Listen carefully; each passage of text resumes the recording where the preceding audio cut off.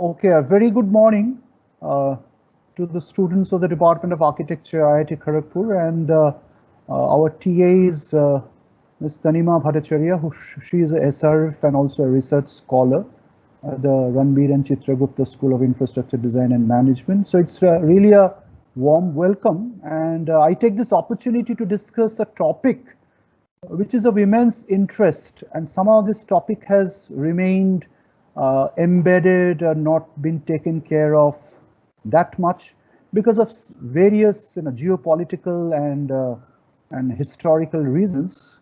But over a time of last 2 or 3 decades, some work has progressed, just not in IIT Kharagpur, but also in other academic fraternity in different parts of the world. So this is on a group of people whose history is lost in the depths of a larger history, but somehow they have remained to be very important in the course of the making of one of world's strongest, largest, and most favorable religion, which is Christianity. So I'm talking about a group who are known as the THERAPEUTAEs, and they are supposed to be the remnants of the Buddhist missionaries who are supposed to have gone to Alexandria at a certain point of time in history. So this is a matter of debate, this is a matter of puzzle, this is also a matter of a lot of investigation and exploration. But under the eye or beyond the eye of all the scholars and average people like us, their history had remained beyond in some bits and pieces of information. And then about 17th to 18th century, when scholarship and with the advent of the Industrial Revolution, there was all of a sudden a huge surge of scholarship on this people, especially in Germany and other countries of Europe. The reasons probably we'll discuss towards the end of the presentation. So this presentation will give you a quick summary about how geopolitically and ethnically and also geographically we deal with a very important thing. The most important thing is they are just not the remnants of Buddhist missionaries in Alexandria, whose forefathers have probably had gone to Alexandria a few centuries before that. Possibly the missionaries of Dhamma, which is religion, which was sent by Emperor Ashoka somewhere about 300 BC. And there are some debates about the dates of this. Some scholars, as per the Chinese or the Burmese tradition, take it even back to 1000 BC or even about 1400 BC. So the dates of the Buddha go even farther back into antique history. And today a lot of proofs are coming because of an area of research which is called archaeoastronomy. That is, you pick up the stars and the constellations, which is described in an ancient text. Now, these happens only once in a cycle of about 24,000 years. So if somebody has written that, it must have happened. So when you track that, you get the right dates. So today, with the advent of science, it's very interesting and it's very imperative to see some of these pramanas or evidence. So let's move on, and I'll move on a little quickly because there are a lot of information. So I'll just highlight the most important ones. So what is important, the whole background of this discussion is that to the rishis, the sages of India, who represent the Indian mind, it is the perfection of the idol, the adarsh, the idol that matters mostly and only, and not the truth in historic place and settings. For example, if you look at this seal of Indus Valley, it represents a yogi, someone who is interested to know about the truth, about the cosmos, the origin of the universe. And he represents all the yogis of the universe. So when you look at this sill, you look at the whole galaxy and the whole chronology of the history of yoga. You don't look at a particular yoga or a yogi, which is Shiva as shown in the bottom left, or Buddha in middle, or like Swami Vivekananda in the bottom right. Because that's the truth. They're of course very true in historic place and settings. But what is more important is the impersonal, the universal background. This is something which we call the Sanatana, which is the Shruti in the background. So what happens in the case of Indian spirituality, Even if you take out a Shiva from the Indian pantheon, or if you take out a Buddha and you get rid of him, or if you get rid of Swami Vivekananda, nothing happens to Indian spirituality, because Indian spirituality is essentially based on the Sanatana principles. It's not based on a certain prophet or an avatar or a great leader, not fully dependent on him, not fully dependent on the Smriti. So this is something which is very, very important to understand.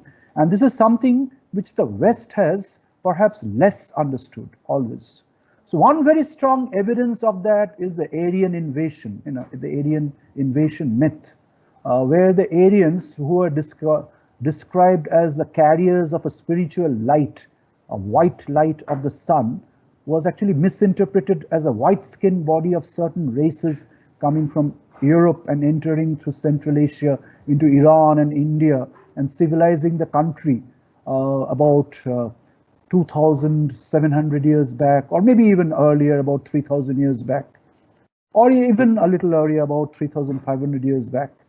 And when the British and the Germans came to India again, they thought they're coming to India and civilizing it again.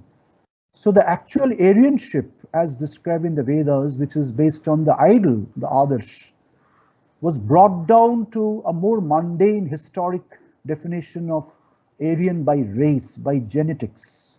And that led to the distortion of the Aryan vision and led to the horrors of the great world wars, the First World War and particularly the Second World War. And combined, we all know about 200 million people had died over a huge span of time. So this is what happens when the backdrop, the impersonal Sanatana, is neglected and the more personal historical truth is given a more larger priority. And you become very specific. The generic in the background is often neglected. But in Indian mind, one follows the other. The generic leads to the specific, and the specific is dependent on the generic. That is the whole foundation. And that really clarifies the characteristic features of Indian religion and one of its most important derivative, which is architecture.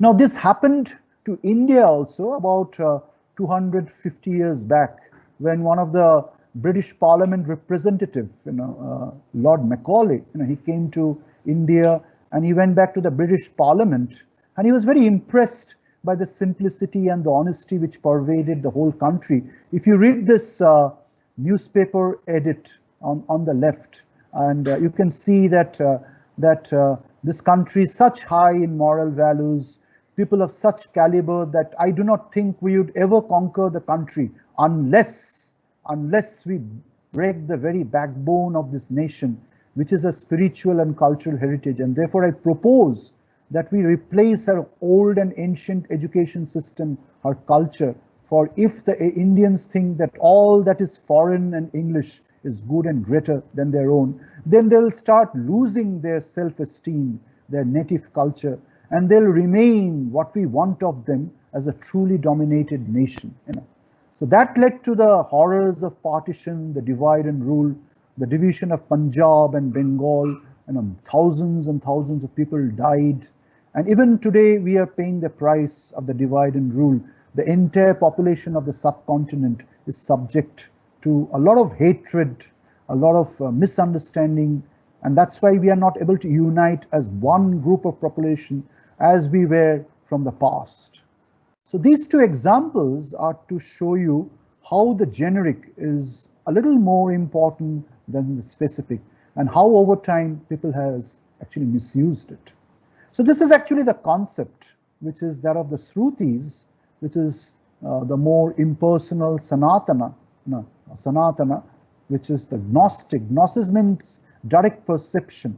And the other thing is Smriti, which is supposed to be in time, place, icon, in institution, historical. And you have the various religions. For example, here we have the 10 avatars, and Buddha was accepted in India as a part of the entire march of Pantheon as the Navam, the 9th avatar. And one of the expressions of Buddhism is portrayed here, which is the Vajrayana, the four-sided thing here. So this is a conceptual background or the episteme of Indian Vijnana. That means the science of spirituality and social engineering that controls the destiny of the Aryan civilization as per the Srutis, the Vedas. So this is something which has been partially lost, not fully lost, but in other countries of the world, it has not been lost, it has not been realized that much to begin with. So that's why there is always a tendency to bring back and fully establish the historic foundations of the religion. So I'll go back straight to the point that, as we saw, Buddhism had really reached different parts of the world, Asia Pacific, East Asia and Southeast Asia, the kind of Buddhism that we know, but it had also gone towards the West, to Bactria, to Antioch, to Athens, and particularly in Egypt, which was Alexandria. And some people say that it was mostly one of the most ancient groups of Buddhism, which was known as the Sthaviravada from the Vedic principles, which came to be known as Thera. Sthavira, the old, the elder, and the older group came to be known as the Thera, the Theravada. All the caves that we studied in our class, the Karla, the Bhaja, and some of the Ajanta caves all belong to the Sthaviravada, the Theravada. And that mission was sent by Ashoka at a very ancient point of time, and that had made a huge impact. So one of the strongest similarity that we see is a very strange relationship between the Buddhist cross, which is the Vajra, and that of the earliest, the oldest Christian cross, which is the Greek cross, which you see in this particular slide. And it is believed that they had remained for a long time, and their last remnants were the sons, the puttas of these Theras. That's why historically they probably has been found and earmarked as the Putta of the Theras, or in other words, the Theraputtas. The West calls them more formally the Therapeutes, And one very important word emerges from their nomenclature, which is therapeutics, which means healing, which is the foundation of medicine and spiritual medicine. And incidentally, it's also the foundation of Christian healing, which is all about the contribution of Christianity to the whole world. So there is something which I want to draw your attention to, which was about 1897, when this great person of India was coming back to the West. And this is all about a dream, and dream is not very scientific, it's not objective, it's subjective. It's a subjective vision of a certain person. But we can have a read of it, because this is not a dream of an ordinary person like Joyce or anyone else, but this is a dream by a great yogi, which was Swami Vivekananda. So while the ship was passing through the Mediterranean, which you can see in this slide, he had a dream, and in the dream there was a old man who appeared like the rishis of India, and this is what he said, which is written in the blue lines, that observe carefully this place. You are now in the island of Crete. This is a land where this great religion had begun, and I am one of the therapeutes who is to live here. And this is a place where the truths and the ideas preached by us were presented as the teachings of Jesus. And then he said something which is very hard to accept in the present world. And he said, if this place is dug, then a lot of proofs and evidences will come up. So this dream had become a very important agenda for a lot of scholars, but it remained as a dream, because this is not a scientific evidence, and you cannot do absolutely on this as a scientific piece of evidence. But somehow scholarship has produced that there was actually a group of ascetics, mass community worship people in Alexandria, who are known as therapeutes, and that was recorded by a great scholar, a Jewish scholar of Alexandria. He was known as Philo, and he left for us one living testimony of the therapeutes, which is known as On the Contemplative Life. And he lived somewhere between 50 BCE and 20 AD, exactly the time when Christianity had begun. And another great scholar like Joan Taylor has worked on Philo and written another book which is like an international bestseller. So I'm showing you these two books because there's one book straight from the past, written about 2000 years back, and there's the other book which is written in the very recent times, and both books are very famous. And as I told you, the interest in the therapeutics suddenly recovered about 18th century as early in Germany, and then it went to France and other countries of Europe, and then it became the pursuit of some of the Harvard University scholars like Elaine Pagels and others, which I think I'll discuss in some slide if I get a chance. And what you see on the top is actually a wall engraving which has been found in Egypt, which is the procession of a mother goddess Isaac or Isis, and she's going right in the front with a pitcher, followed by another person, doing some kind of a ritual. But when you look at the third person, it's very, very interesting that he's carrying a pitcher with some kind of holy water, and he's wearing a dress which is very close to the Oriental style. And the most striking thing that you see in the third figure, that his head is tonsured. It's absolutely a shaven head, which is the Oriental custom, especially in India, the monks of India. And very amazingly and surprisingly, tonsure was also a practice for Christian monks right from day one. It became a lesser tradition in the later centuries, but at least in the first 400 to 500 years, it was a very powerful custom. And if you look at the picture of Justinian getting baptized by the Christian monks in the Eastern Church at Byzantium, you'll see that Justinian is baptized by a group of monks who are in tonsures and in some colored robe which looks close to orange. So this is something which is very interesting. So over the time, a lot of interest came up, one after another, and the general books on relationship between Buddhism and Christianity could not be neglected. And from authors like D.M. Murdoch to other authors like Nicholas Notovich, a lot of interesting and popular books were written. But a very powerful book was written by Dr. Elaine Pagels of Harvard University. She actually went to Egypt and worked on a set of scrolls which was discovered in a place called Nag Hammadi, where other versions of the Bible were discovered. And particularly among them were three. That was the Gospel of Thomas, the Gospel of Mary the Magdalene, and the Gospel of the Silent Mind, which was known as thunder, which was in the symbol of a double trident or vajra, thunder. And John and James, two of the early apostles of Christianity, were identified as the sons of thunder from those texts, and somehow it is also mentioned in the New Testament. And then a very important book was written by Gruber and Kornstein, and a very powerful book by Zacharias Thandi, who gave a lot of evidences about the relationship between these two immense personalities of the history of religion. So what you see in this slide is exactly something what I said is about James and John, St. John and St. James. And even today, if you go to a school which is running in the name of St. James or St. John, and if you look closely, at the symbol, you'll see that James and John are actually described with a thunderbird, an eagle.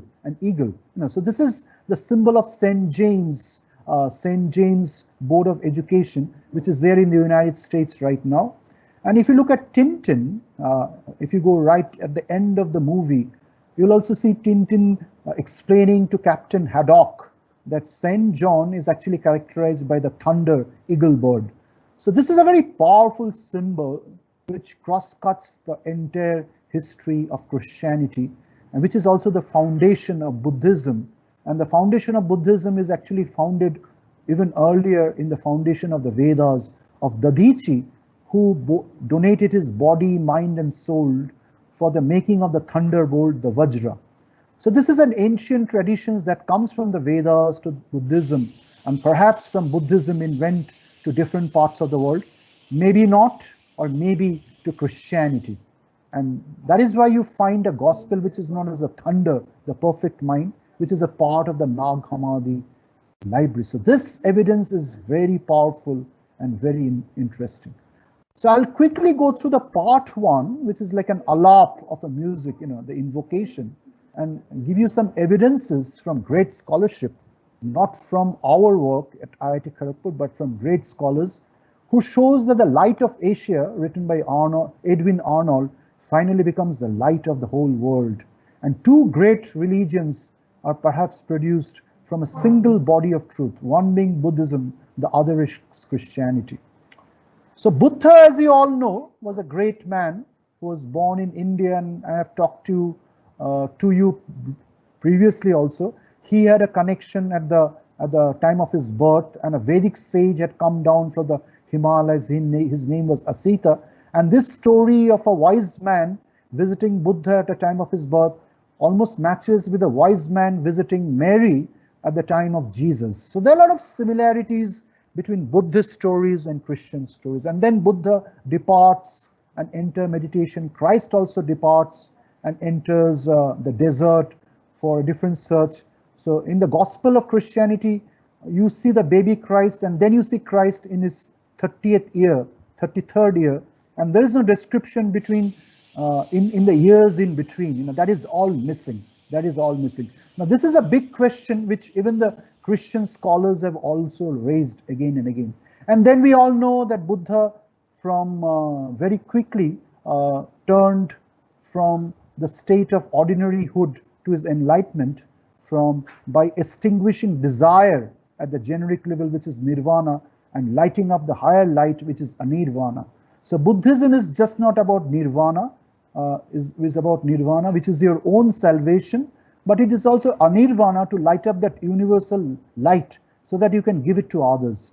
So the principle of the Upanishad, which is Atmana Moksharthaya Jagadhitaya Cha, that means it is the salvation of myself and the resurrection of the whole world, is actually the foundation of the Upanishads, is the foundation of Buddhism, and it's also the foundation of Christianity. As Christ said, I die on the cross for your resurrection, so join me. Buddha said, I have made the way, so follow the way and become another Buddha. And these are echoes of a distant religion and a distant idol which has remained over thousands of years. Now the interesting thing is that over time there had been deviations from the words of the master, which is Buddhism, and there are about 4 councils in a span of 500 to 600 years, which I am not reading. They're evident in this slide. The very interesting thing is that even in Christianity, about 500 years later, there are also similar 5 to 6 councils where the Gospels were debated and edited and forged, and new portions were included and some portions were deleted. So the kind of gospel that we get right now is not the gospel that existed in the ancient time. The same thing is true for Buddhism. The kind of Buddhism that we get in different parts of the world is not the original preaching of the master. And this I was discussing. So there's a very strange historic similarity between this group and the other group. And this is something which I was saying from archaeoastronomy, where computer algorithms by the description of planetary conjunction is in ancient Buddhist, Jaina, and even previous texts of India has pointed out that Ashoka was somewhere around 1500 BC or so, and Buddha can be traced back to about 1800 BC. Now this is very surprising, and if that is true, people say because the intervening age of the Huns and the Sakas and the Scythians invading India, which we keep about 100 years, a lot of scholars say that could be around 300, 400 and 500 years, because there was no track or written document of this history. They're very uncertain times, but this is subject to debate and a very detailed scholarly research, So if that is so, if these dates are true, then probably the missionaries of Ashoka had gone to Alexandria, the Thera group. And by the time it was coming close to the beginnings of Christianity, they were the remnants of that group. And probably the name, the sons of Thera, or the THERAPEUTAEs, or the THERAPEUTES. So that way the logic stands very strong. And this is the slide which I already showed you. And this is a Wikipedia which is already there on the web, which describes about strange connections between Buddhism and Christianity, which means we are not discussing something which is not known, which has not been discussed. It is already a part of the huge scholarship model, but somehow it has not been put together and brought into a single body of evidence. That's what IIT Kharagpur and some of us at IIT Kharagpur has been trying. Our aim is not to bring down one religion and bring up the other religion, but our aim is to stitch all the religions under the single ambit of an universal religion, so that the people of one religion starts respecting the others, and there is one common Sanatana religion or dharma that pervades the whole world, of which Buddhism, Hinduism and Christianity and Islam are just parts at the lower level. This is what our intentions are, and if we do that, then the geopolitical foundations of any religion are questioned, and the big institutions of religion will probably not like that. So you know what I mean, and I think we have discussed this point again and again previously. So now I give you about 5 or 6 evidences. This is Nobel laureate Bertrand Russell, who in his seminal book, A History of Western Philosophy, this is page 232 from chapter 25, and he mentions about the missionaries of Ashoka visiting Alexandria and different parts of the Eastern Mediterranean. Russell very interestingly and very intelligently says, unfortunately, possibly no Western accounts of these missionaries have survived till date. So he did not deny that there was a missionary who was sent, but he said there has to be some connection somewhere which needs to be explored. And so, and mind it, this is Nobel laureate Bertrand Russell, no one else. I mean, who was one of the gurus of Ramanujam in Trinity College.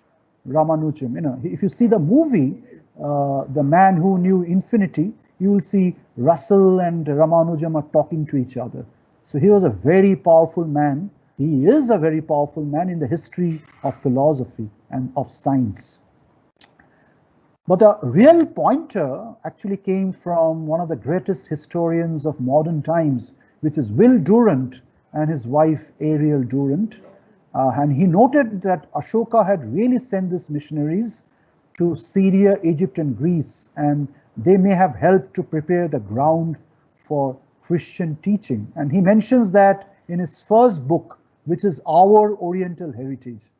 So he mentions this book just not as Oriental Heritage, but as Our Oriental Heritage. That means all that you get from volume 2 to 11 owes its roots in the Orient. So otherwise he could have called this chapter just Oriental Heritage. So the West, through the eyes of Will Durant and Ariel Durant, acknowledges and accepts that the East is actually the mother of the Western civilization. So this is a great foundation of our scholarship, and if you want to study history, archaeology and all that, you must have a copy of this entire volume. This is a very powerful work, and remember those days there are no computers and typing, so this was all handwritten by this great man, The next thing comes from one of the gurus of Professor Romila Thapar, that's Professor L. Basham from Australian University, and he says that the possibility of Indian influence on Neoplatonism and early Christianity cannot be ruled out. And in his book, which is a very powerful book and a textbook on Indian philosophy, Indian art, Indian music, Indian performing arts around the world, which is known as The Wonder That Was India, he has about half a page about the ancient connections between Buddhism reaching Alexandria and its probable impact on Christianity. So this is another very powerful evidence. But the real powerful evidence, which is very close to us, comes from the art historian James Ferguson, who makes a very close observation. And when he was in India looking at some of the Buddhist Chaitya halls or the Buddhist collective place of worship, he said, this is what it resembles an early Christian church in its arrangement of walls, spaces, furnitures, consisting of a nave and side rails, terminating in an apse or a semi-dome around which the ale is carried. And he was very struck by the similarity between the Buddhist churches which were built about a few hundred years prior to the Christian basilicas, almost at the same time in the Eastern Mediterranean. So this is a very powerful evidence which comes from us, from the house of architecture and design. And this is James Ferguson. Coming back to Bertrand Russell again, and where Russell is ending the first chapter, and he sees the development of religion in the early ancient Mediterranean, and he talks about John Burnet describing ancient Greece, who writes one of the most powerful books, John Burnet, on Greek philosophy. And Burnet, as Russell mentions, that he states that there's a striking similarity between the Greek pre-Olympic Orphic traditions and those prevalent in India at about the same time. And then he says that he then comes to the original meaning of the word orgy, which is not the meaning that we have today, but it comes from the ancient roots like arja or urge, and could be connected to the word arja or area or aria, which was used by the Orphics to mean sacrament, which is a very important Christian word, and was intended to purify the believer's soul and enable it to escape the will of birth. The Orphics, unlike, this is very important, the Orphics, unlike the priests of the later Greek cults, the Olympian cult, formed what is maybe called churches. What may be called churches. So he said there's a striking similarity between what is Orphic and those prevalent in India at about the same time, but Burnet could not be convinced that there could be some contact. And today, when we are approaching the entire topic from another angle, from the Therapeutes and Ashokan missionaries, we know there was a contact. There was a contact. And the Indian ways were that of the Therapeutes and the other groups. So this is a very powerful evidence which again gets repeated by Bertrand Russell, mentioning the works of John Burnet. So now we come to one of the resource books of Indian architecture, which you see out here, which is Indian Architecture, Buddhist and Hindu. Normally, this is the most powerful book of Indian architecture. And if you read the last 4 lines, that where some of the most original examples of architecture produced in this manner may be seen, but the most striking fact is the connection with the plan and general design of the Buddhist Chaitya Hall is its undeniable resemblance to the Greco-Roman Basilica, a type of structure which was being evolved in Europe about the same time. So this is the observation by the principal of the Calcutta Government College of Art in British Kolkata or Calcutta, India, in the early 1900s, where it was also working closely with E.B. Havel, who was also working closely with the Shantiniketan artists like Abanindranath Thakur and Gaganendranath Thakur and their disciples like Nandulal Bose and Ashit Haldar and others. And of course, other scholars like Dr. Ananda Kumar Shami and I.B. Horner and many more.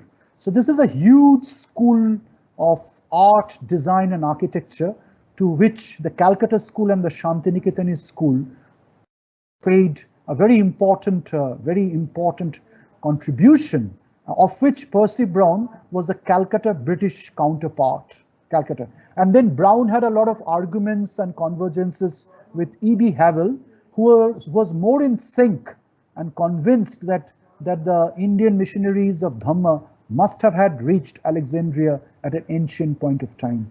And this is where it is found on the inscriptions of Ashoka, which is kept in the Paris Museum, where one of the Ashokan stylites are kept, and right on that in Brahmi script, this is what has been found, where it is said that the Ashokan missionaries are actually reaching Greece, and the 4 kings of Magas, Antioch, and Alekasandra, which means Alexandria in Pali, at this ancient point of time, and also in other places of India, Ceylon, and Southeast Asia.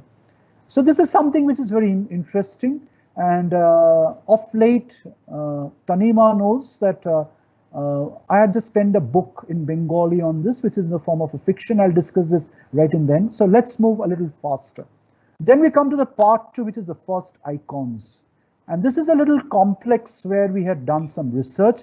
This is something which we have not got from various books, but independently done by some of us and here at IIT Kharagpur, which is the ideas of Ignis Dei, Ignis, Igna or Agni, which is fire, and Opus, Apa, which is water, and Dei means God. So the God of fire and the God of water. It's like fire and Holy Spirit in Christianity, and the simile of the unicorn and the peacock, and some of the meeting points at Alexandria between the Indian and Egyptian's element of design.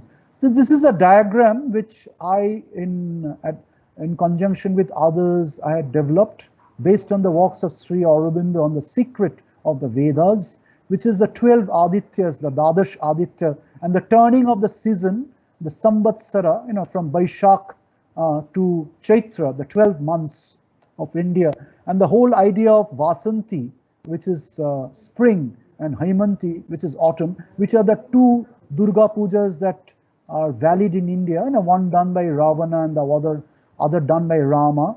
And these are also the two things where we say is spring, that something is going up, and other we call it fall, something is coming down. So this is Uttarayana and Dakshinayana, and this is actually the foundation of the death, the first death and the resurrection of the seasons, and then of vegetation and fertility, and finally the different gods which pervaded in different parts of ancient Asia and Eastern Europe, starting from Isis, Osiris and Horus in Egypt, to Adonis and Tammuz in Mesopotamia and ancient Near East, to Ishtar in Arabia and other places, to things that I mentioned in India, and finally the whole idea of Vishak and Kartik, which is the foundation of the Indian calendar, and of course the foundation of Christianity, which is the death on the crucifix and the resurrection after the entombment.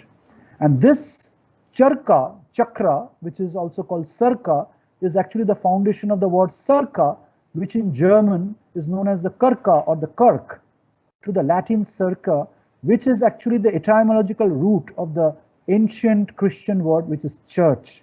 Now this is something which is very interesting.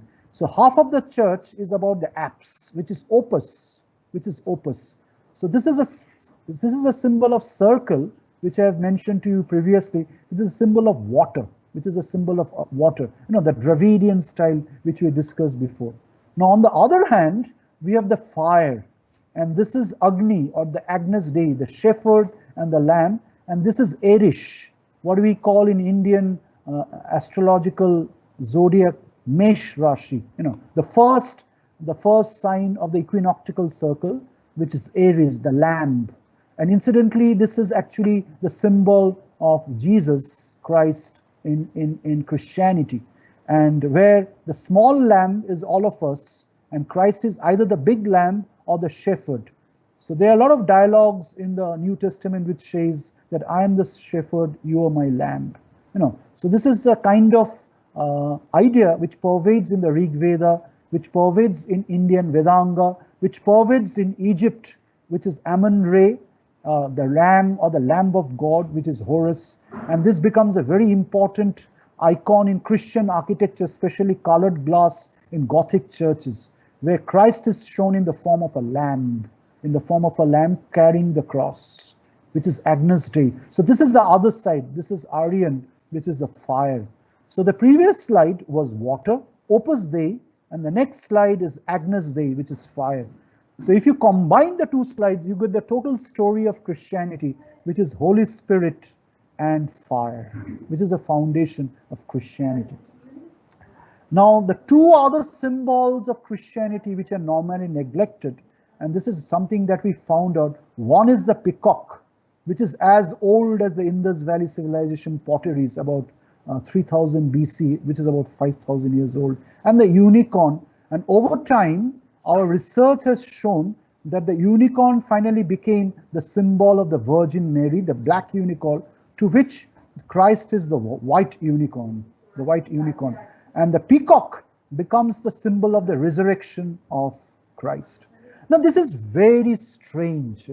How come right at the beginning of Christianity, two very important symbols of Christianity, one of Virgin Mary, the Mother of God, and other of Christ himself, are two symbols which are from Indian origin. Peacock and unicorn, which goes out of the Indus Valley civilization and out of Indian spiritual beliefs, which is very closely connected with Krishna and Kumar, who is known as Murugan in the south and Kartik in the north. Now, this is something on which we have walked a little bit and we have found a lot of evidence. This is an extra evidence to which we have Delta in a very small way we have contributed. And I had sort of made a paper out of this almost 16 years back. I'll talk about that in the end. So with this, I almost come to the last part of my presentation, which is about architectural archaeological evidence along with textual evidence. Now, this is something which is undeniable. This is not about speculation and etymology. Ye ho sakta hai, this can be, this may be, this may not be. This is direct evidence that we get from the ancient Eastern Mediterranean in relationship to similar things in India. The Eastern Mediterranean, the coast of Turkey, within Mediterranean, the islands of Thera, which is Santorini, Antiky Thera, where the great first compass was discovered, which is called the Antiky Thera mechanism. I just posted in my Facebook a few days back, and Key Thera. So even today in the Mediterranean world, islands remain in these names, and the final search in the Alexandrian Gnostic schools. So this is about 2000 BC, about 20 BC or so, the Antiky Thera mechanism was discovered in the island of Antiky Thera, and this is the island of Thera, and this is the island of Key Thera or Kathera. So some of these islands still bear the oriental name of Thera, which does not have a local explanation. So by virtue of a scientific discovery, by default, we get the presence of Thera in the Mediterranean. So this is something which is very, very important. There's so much to discuss, but I'm just making it very small out here. Now, this is one of the greatest similarity of the kind of rock-cut monasteries, the evidences that you find in Egypt, in ancient Turkey, and in Lower Europe, in Bulgaria. And if somebody does not know that this is in Europe, they'll probably think they are in India, they are in Ajanta and Ellora. This is the cave. So the same kind of architectonic rock-cut sculpture tradition that we see in India are also evident in the beginnings of Christianity in Cappadocia, in Myra, in Phthia, in Lycia, in Caria, in Galatia, which is the place of Galatians, the place of Galilee, which is so closely intimated with Jesus Christ. So, and where St. Paul was baptized. So these are the places, so these are direct evidences of early rock-cut monasteries, the first 200 or 300 years of Christianity, which were uninhabited after Christianity became very popular, and asceticism and monasticism slowly became a lesser kind in Christianity. So this is one very direct evidence, and we made a lot of work on this on one of my students, Akshata Mohanty. She's in Singapore right now. We two had worked together. This is about 10 years back, seriously on this during a summer, and we found out together some of these evidences. Almost the same things are evident here. So one very interesting evidence is that the kind of stupas that you find in India, the Ashoka stupa, the Sachi stupa, or the stupa in different parts of Lumbini and other places of India. The same kind of stupas were also evident in Italy, the same kind of tombs in Serviteri, in Turquena, and in other places. And this is a very important archaeological evidence. Another very important evidence that we found out is in Turkey, where a similar rock-cut architecture that you find in the Barabar Hills in India is also evident in Turkey for a particular cross-shaped rock-cut tomb. And these are extension of other rock-cut tombs in Hungary, in Bulgaria, and in other parts of southwestern Russia. So this is whole of Eurasia, which means the impact of desert and rock-cut hilltop monasticism at a very ancient point of time had spread beyond Alexandria to both Asia and Europe, in addition to Africa, of which Alexandria could have been a mother's center. So this is something which is a lost story, and this needs to be proved. And these are the places of contemplation. And these are something more in detail. One very interesting finding which I had heard from my teacher about 35, 40 years back, Professor Sujoy Kumar Das. So when he taught me history of architecture in this department, that time I did not notice. He told me, and Professor Das told me that Joy, the kind of sculptural painting that you find in Ajanta, Buddha holding the lotus, Padmapani, a similar thing has been found in Turkey also. A similar thing has been found in Turkey also along the coastline. So this is in Turkey, and this is in India. Now this is something, so this is neglected. It's lying on the coast of Turkey and to these rock-cut tombs of Turkey. And this is in Ajanta, where you still find this painting. Tanima knows about it. And so this is just not rock-cut architecture, but this is also art. The same art form which was prevalent in India is also the art form which was practiced by the early Christian, possibly at the beginning of Christianity. This is a very powerful evidence, and there are hundreds of more evidences like this. This is just one. This is the tip of the iceberg. One last pramana or evidence which was found in Crete in a place called Phaistos is the disc. And I think I'll take a lot of time to describe this, but I'll make it very quick. This is pretty old, from about 1200 BC or so, which does not match the current date of Buddhism Ashoka. But if the archaeoastronomical softwares can portray the dates of Ashoka and missionaries to be even older, then probably this is related to the Buddhist missionaries coming into the Mediterranean world. Because you see a Buddhist spiral, and you can see a Greek soldier outside finally entering the inside, where his head is actually tonsured. His head is actually tonsured. I mean, he does not anymore have. So you can see, outside, you can see my cursor. At the outer ring, you can see a person with a Greek helmet, and inside you can see a person without the helmet. The head is tonsured. That means from a soldier level, he's tonsured into a monk. And right in the center, you have the 8-petaled lotus, or the will. So this is something which is very interesting and very, very important. And this possibly and definitely is a Buddhist spiral. And here you can see the architectural template of a monastery, which is this and this. Now, this is a very powerful icon which needs to be studied. I mean, the descriptions of this is there in one of my book, The Global History of Indian Architecture. I have about 7 pages of description on this particular Phaistos disc. And then in addition to that, this is something which I already said about the Isiac procession and its connection with the sun god Mitra, who was born in the Dakshinayana every 25th of December, and it is from this ancient sun god sources Christianity got its idea of 25th of December. It's not independent, it's actually dependent on that. So these are some of the templates that Akshata and we had, working templates which we had developed. They're all a part of those books. And this is the further description of the people who are actually moving from for the healing.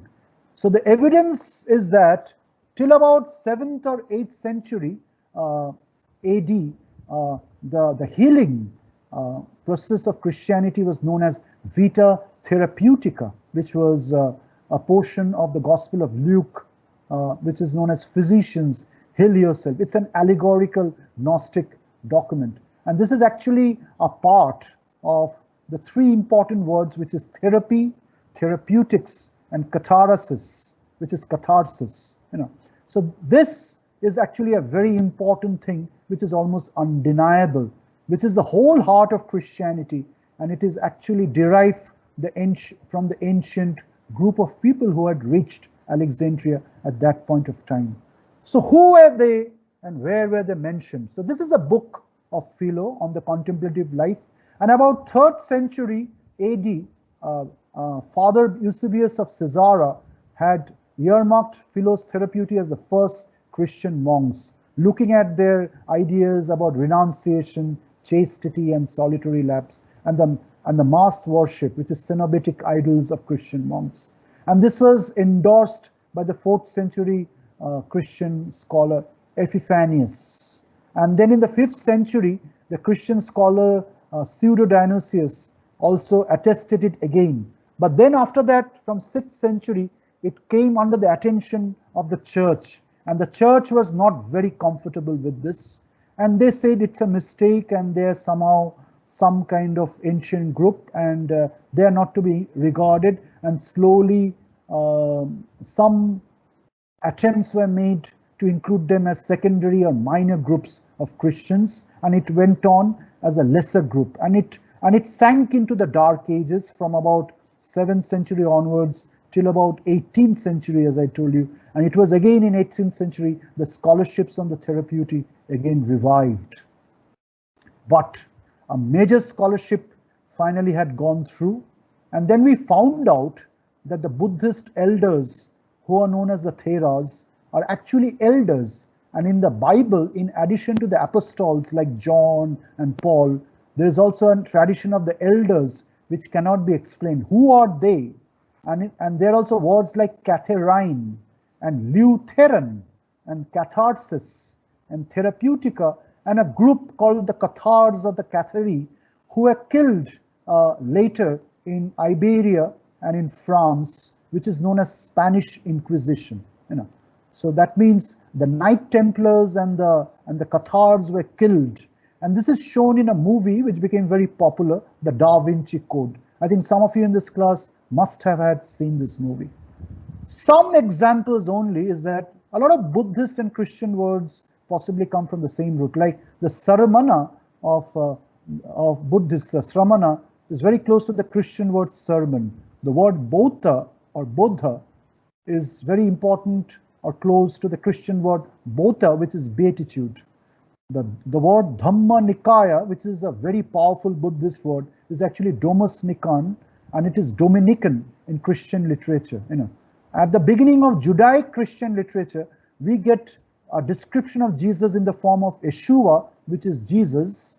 Jesus is a very modern Western word, but he was known as Ishaya or Ashua or Jeshua, and he's known as Jeshua ben Panthera, and he's somehow connected with the preceding prophets of the Old Testament called Ishaya, who's converted to Yeshua and then finally Jesus. And then there's a great deal of scholarship which has looked that the epistles and the acts of Saint Paul, this you may not understand right now, especially people who has not read the New Testament, largely differs from the other synoptic gospels of the New Testament, because the epistles and the acts of Saint Paul look very historical and very authentic, whereas the gospels of Luke, Mark, Matthew, they don't match. They're different descriptions and different kind of elaborations, So this has been really picked up by one of the linguists, Zacharias Pithundi, who has written one of the most powerful books of modern times, Buddha and Christ, where he has discussed all these things very powerfully, where the major scholarship has gone. So based on this, I'm coming very close to the end of my presentation. At IIT Kharagpur, at a very individual level, at about July and August in 2004, I started this work somewhere in 1996, when I had not joined IIT, I was in profession. Then the work picked up in different ways, and then I could publish 2 articles in the bulletin of the Ramakrishna Mission of Institute of Culture. Why Ramakrishna Mission? Because it all started with the study of the dream of Swami Vivekananda. So it got published there, and then it got a place in my little book, which is the top book, which is a concept of complete religion. Then in about the year 2005 and 6, I could make the first paper on the unicorn and peacock and its connection in Christianity, which I presented in Beijing at the Chinese Academy of Social Science, collaboration with the North American Association of Buddhism. So there a book was published finally, and out of 520 papers, 12 papers were selected, and one was luckily mine. So my work for the first time went international, a lot, and hundreds and thousands of copies of this book were sold. Even today, this book is available on the net. So this is almost 16 years old website. And then Sandhi came, the Science and Heritage initiative. And then with the second and the third year students of the history of architecture of the Department of Architecture at Regional Planning, IIT Kharagpur, we could work out a wonderful book on the historical evolution of India, where there was a chapter which was dedicated to the relationship between Buddhism and Christianity, the case of THERAPEUTAE, the science of therapy and healing. So this was a pretty well edited book. This was a summer workshop, the kind of research that we walked with your predecessors, your big brothers, about 5, 6 years back. So this is very, very interesting. And then in the year 2016, with the wonderful help from Akshata, who is in National University of Singapore right now, we actually penned this book. And in this book, one full chapter is based on what we have discussed in the last 20 to 25 minutes. And then in 2019, I was able to convert this into a Bengali fiction published by Anando, Bengal's topmost publisher. And very recently, I have got a distant call, which I cannot divulge here, from an English publisher to convert this into an English fiction, to find out the relationship between the ancient Greek course, which looks so similar with the ancient Buddhist course, which is Vajra. So this is coming to the end of the presentation, and the end of the presentation says again that to the Indian mind, it is the perfection of the idol as idol that matters, and not the truth in historical place and settings. So is it always true that we are only searching it in the East? No, even people in the West have become a little disturbed about these connections being suppressed. And they have come out in the form of movies. And there are 3 movies which has made great impact in the last 10 years. One movie, of course, has been a global milestone and a breakthrough, which is the Da Vinci Code, where Academy Award winner, 5 times Academy Award winner, Tom Hanks has played the role of Professor Robert Langdon of Harvard University. And the second movie is on Mary Magdalene, who is the only witness to Christ's resurrection. Not the male apostles, but the female. And one version of Christianity, which is the Cathars in France, had believed is that she was probably the bearer of Christ, and to her, Christ was an internal conception. In the same way the mother conceives a child, she had conceived the divine child. So it is Mary's version of Jesus. So that's one which the Petrine or St. Peter's Church could not accept. So it is very powerfully shown in this movie. And Joaquin Phoenix, who has played the role of Jesus in this movie, and is also very famous, who played the role of Caesar in the movie called The Gladiator.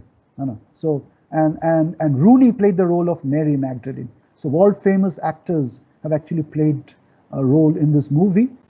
And the third movie which has come out very recently is Stigmata, which is a very powerful movie.